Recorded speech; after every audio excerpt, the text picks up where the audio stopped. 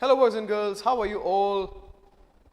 Today I'm going to be talking about how China wants to sabotage, ruin and destroy India's role and initiative as G20 president this year. Now, this is not very surprising. This is not the first time a Chinese leader wished to try to undermine India's leadership. If you go back to Chairman Mao, since the very beginning of our diplomatic history, so you see, People's Republic of China was established in 1949 under the leadership of Mao. And Mao in the 50s never saw India as an independent, equal nation state. It always viewed India as a chela, a second fiddle, a stooge, a junior partner of the UK. Why? Because Mao would say India never witnessed a violent revolution. Because Mao was very proud of the fact that China had emerged after winning the Civil War. But there was no civil war, there was no revolution in India. The British just left. And Mao said, see, India claims to be socialist, but it has a mixed economy. It still has the capitalist, private sector, businessmen and the bourgeois class. So in a way it is capitalist. See how Nehru targets the communists, how Nehru and the Indian policemen, they jail the communists. India is also bourgeoisie, like America, like the West. So this was the attitude, view, perception of Mao towards India. And today, Xi Jinping is trying everything to derail, to undermine, sabotage and ruin India's G20. Because this is a very important event. And it's not the first time that a developing country has taken such an event so seriously. 2008, 15 years ago, China had taken the Summer Olympics, the very Olympics in which Abhinav Bindra won gold for shooting. That Olympics, China had taken very seriously, had put in a lot of effort, spent a lot of money on advertising to promote Beijing Olympics of 2008. So this is our turn, our time has come. Right, apna time aa gaya, like they say. Right, and China does not want to see India demonstrating global leadership as an aspiring great power. Right.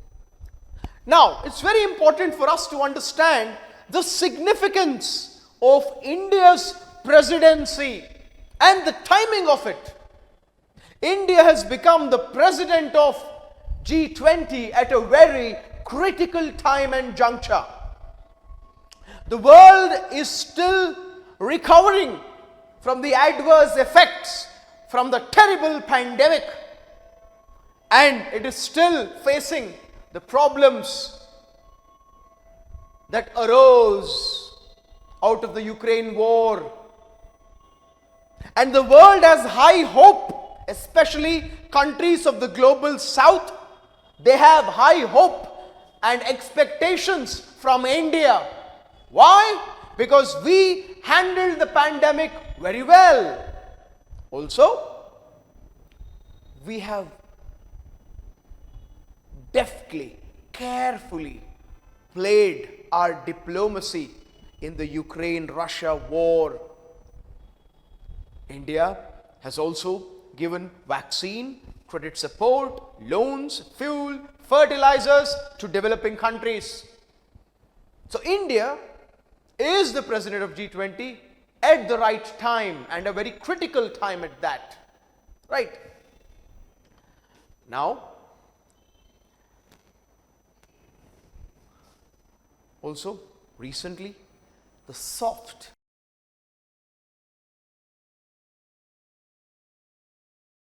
careful and successful landing of Chandrayaan has elevated India's status.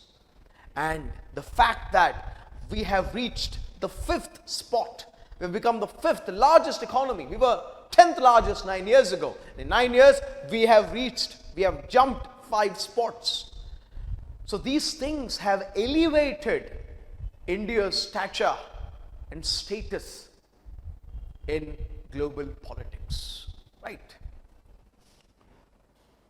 So what we know now, it is announced that the Chinese President Xi Jinping would not be coming to New Delhi to attend the G-20 leaders meeting. In his place, his premier Li Qiang is going to attend. So Li Qiang is the representative of China. The same way, China's best friend Putin is not attending the summit. In Putin's place, it is his foreign minister Lavrov who would be attending and representing Moscow in the summit. This is what we know. But of course, Putin not coming to the summit did not surprise anyone, because of course he hadn't attended last year's summit in Bali, Indonesia, and he didn't attend the Johannesburg BRICS summit, which had convened last week.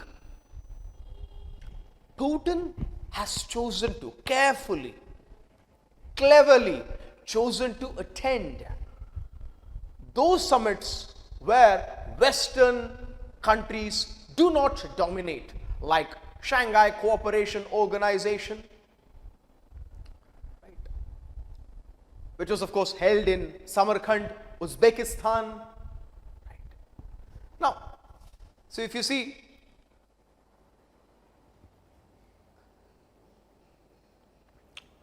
Putin has to deal with the repercussions of his war.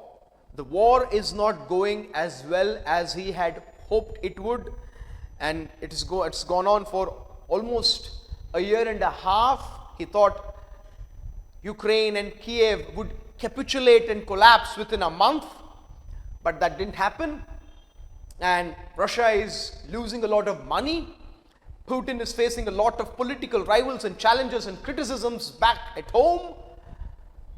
And of course, recently you all know the Wagner group, the private mercenary soldiers group, challenged his authority, almost attempted a coup d'etat to topple Putin's regime. That didn't work out. Of course, he was recently allegedly assassinated. So you see, Putin is facing a lot of problems and has got his hands full. So it is not a surprise that he would not be attending. Right. Now, if you see, let us understand now the motivations of President Xi Jinping. You see, he is trying to embarrass India's leadership, because G20 is an opportunity to demonstrate India's soft power, culture, traditions, civilizational glory, achievements, heritage, Indian values, diversity, its emerging market, the promise it holds for the West and for the East as an aspirational global power, right? So how else would you undermine this? By not attending it. You're the second most important economy, second most important power, and you're not going to attend a G20 leaders summit held by your southern neighbor with whom you have a territorial dispute in the Himalayas. Right. So the prestige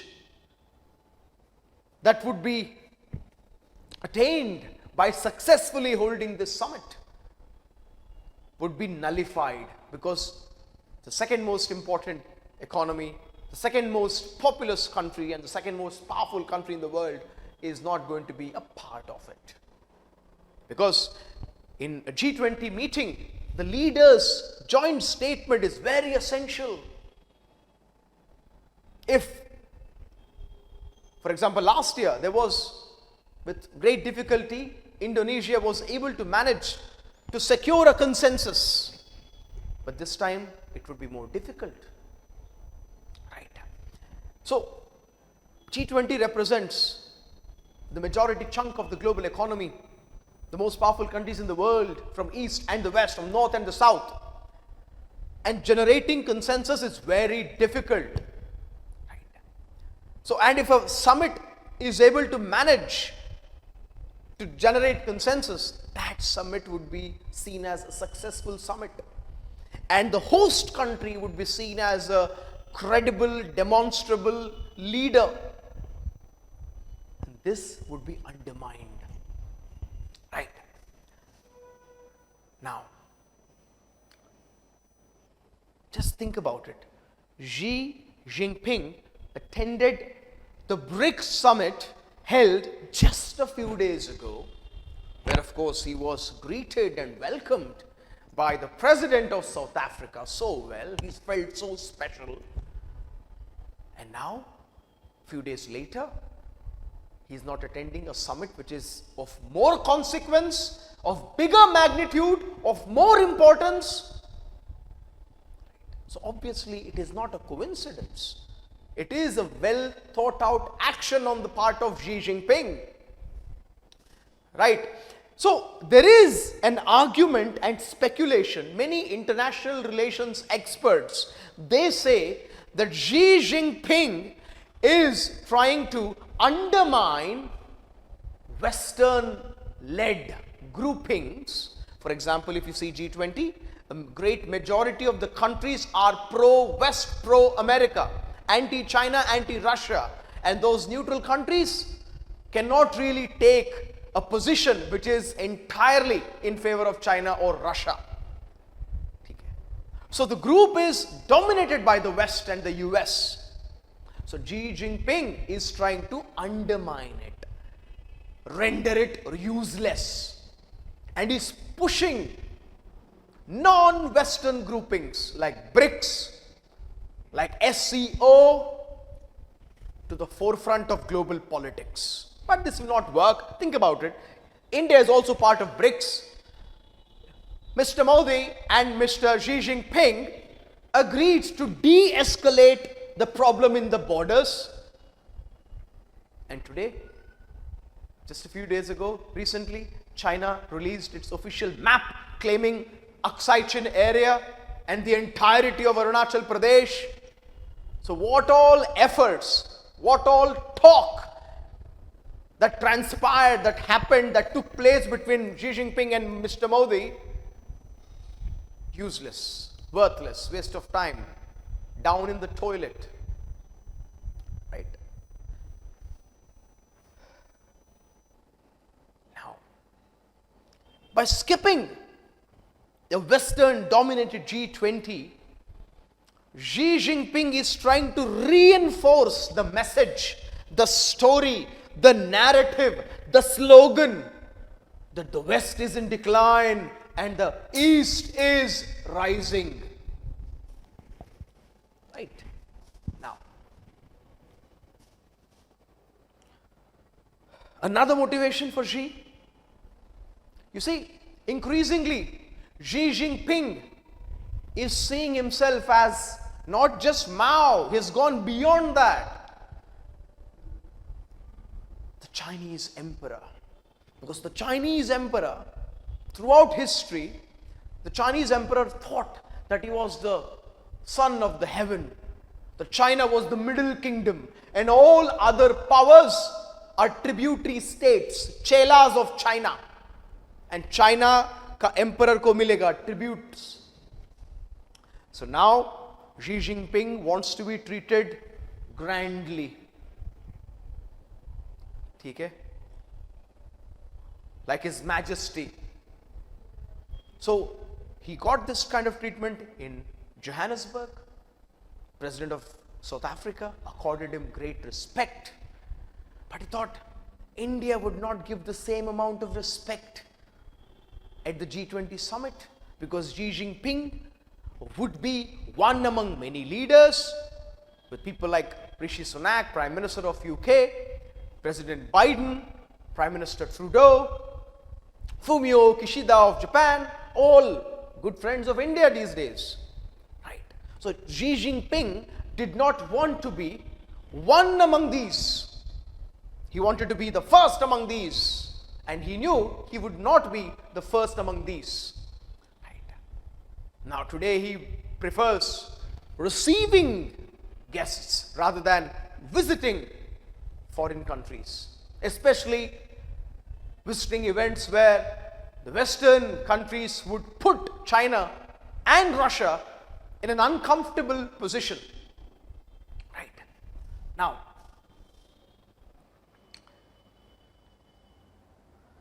of course, it can also be said that Xi Jinping may be facing challenges back home, in his own home, rising unemployment, disgruntled and angry and furious and frustrated youth, right? And the bad effects of China's zero COVID policy, the harsh lockdown and the sudden opening up of the economy and the restrictions which led to crores getting infected instantly, lakhs dying, right? The slowdown in the economy, the instability that is becoming increasingly evident to everyone. Right. So probably he had a lot of things to deal with at home, just like Putin. But no. You can see a clear and present danger. You can see conscious efforts made by China. Now, if you see,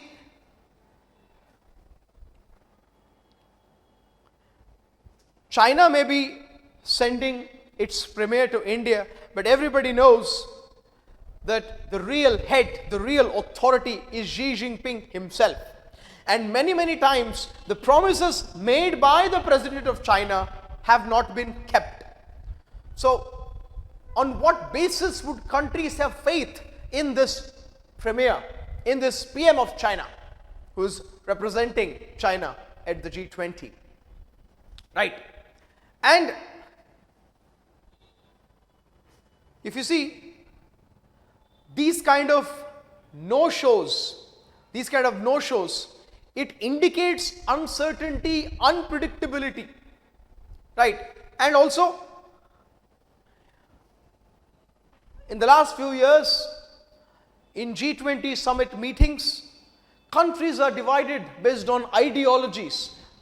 They are not coming on a common platform. Generation of consensus has become a very difficult affair. Right. Global problems require global solutions, and global solutions require global consensus. And that consensus can be secured by just 20 countries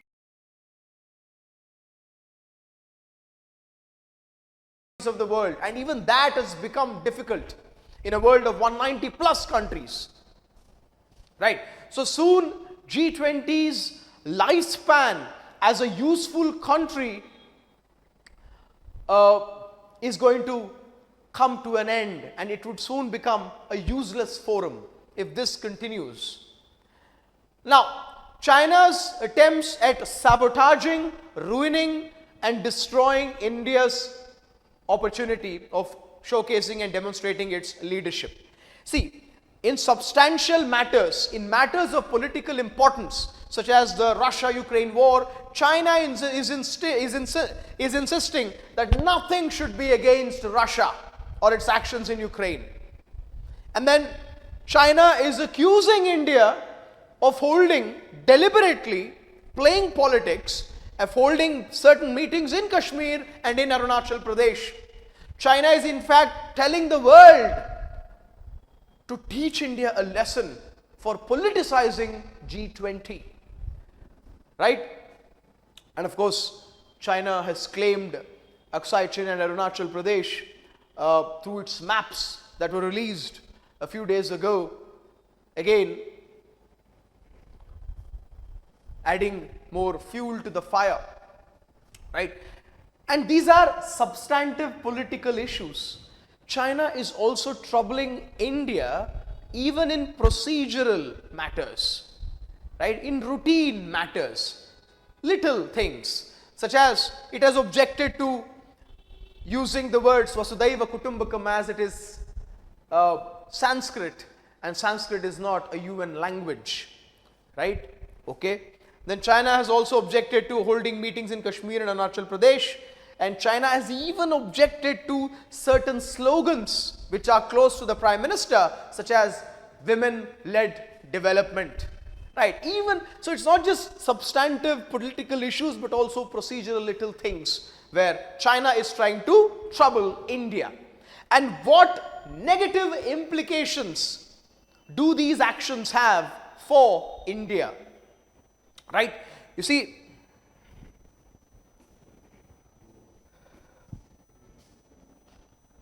Mr. Modi and Xi Jinping, I mentioned earlier, they met during the BRICS summit.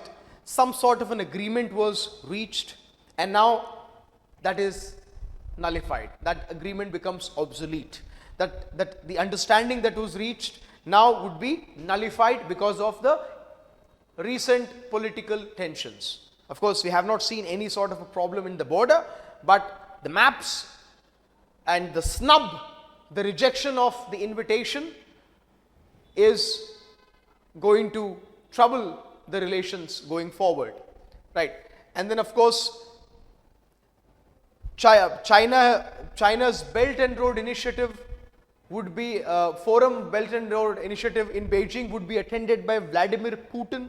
This is also a bad thing that Putin is obviously, because Belt and Road Initiative is not dominated by the Western countries, so Putin would be more comfortable going to attend it. Right. Now, China has accused India of taking unilateral decisions in bilateral disputes. For example, it accuses India of unilaterally, unjustifiably and unreasonably decommissioning Article 370. It has accused India of politicizing G-20 by holding meetings in Kashmir, right? And yet it accuses the ruling party, Mr. Modi, for taking decisions keeping domestic politics in mind, right? So this is the position China holds, and this is of course the territorial disputes, right? And it's not just India, other G20 members and ASEAN members. See, you see, Xi Jinping is not going to attend the ASEAN summit that is underway now. Even there, the Premier of China is attending, because with a bunch of ASEAN countries, Southeast Asian countries like Vietnam, China, Philippines, China is having maritime territorial disputes in the South China Sea, right? So ASEAN is in some ways close to the West. So China is unwilling to attend this summit. Now, it is not just negatives for G20, negatives for India. There are some negatives for China as well, and Xi Jinping's leadership. So these points should not be lost on us. We have to acknowledge these points also. Now you see, this is showing how Xi Jinping, from being a statesman, he's trying to be an emperor, right? How? You see, he has attended every G20 summit since he took office in 2012, except of course the 2021 summit because of COVID restrictions. And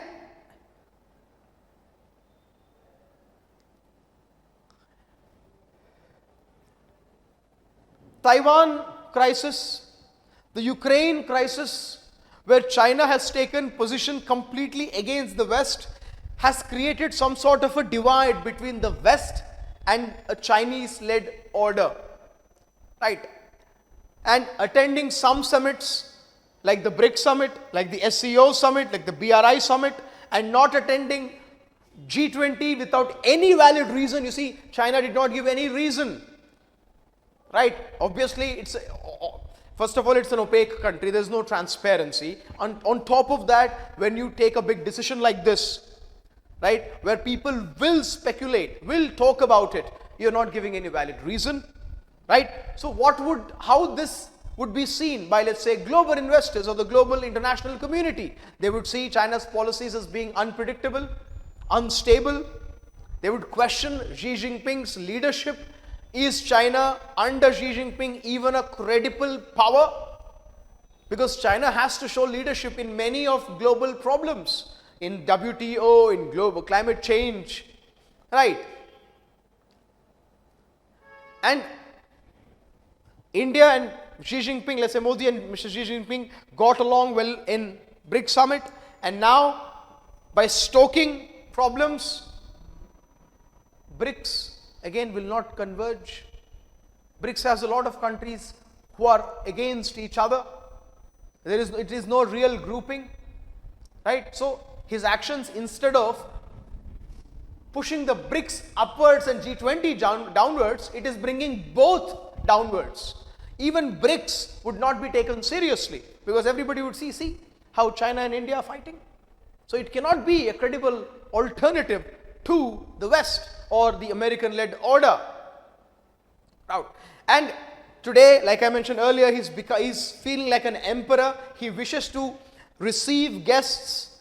So recently, leaders from Germany, France, and senior members of the Biden administration had visited Beijing. So he loved receiving them, right? And he focuses more on groupings with less developed countries where China dominates, like the BRICS and the SCO, where China can dictate the agenda. But let's see the positive side of it. What are the positive implications of Xi Jinping not attending the G20 summit in Delhi? See, now the summit can go on very smoothly. It can go on very smoothly, and the focus would not be, see, India has a duty to focus on things that are of importance, that are of consequence, that are of great import, not just to India but to the global south. We have to focus on economic growth, the financial challenges of developing countries, because we are all facing problems because of the pandemic and the war, right? Even the previous summit in Indonesia, Bali, the Russia-Ukraine war had dominated the summit, right? So hopefully it doesn't happen this year, because here you do not have China, Russia's favorite partner. Of course, China is there, but Xi Jinping's absence would not highlight its defense of Russia, right? And China, Jinping's absence would also send a strong message to the other countries that do not see China as an alternative, see India as an alternative, see India as a credible leader, and China under Xi Jinping is not a credible and responsible leader. And Mr. Modi will have more freedom and less controversy in having a very smooth G20 summit, right? Now, the real focus of the summit should be multilateralism, climate change, economic growth, South-South cooperation, and of course, African Union joining as the 21st member of the grouping would make this summit a truly historic summit, right? And of course, it is held in India, and India can emerge as the voice of the global south, right? And let's say if Xi Jinping did attend, media, especially world media, global news media, would have focused on him, his mannerisms, his decisions, his speeches, his talks, and his meetings with Biden, his meeting with Mr. Modi. No. The focus would go away from the global issues and go to these bilateral issues and conflicts, right? So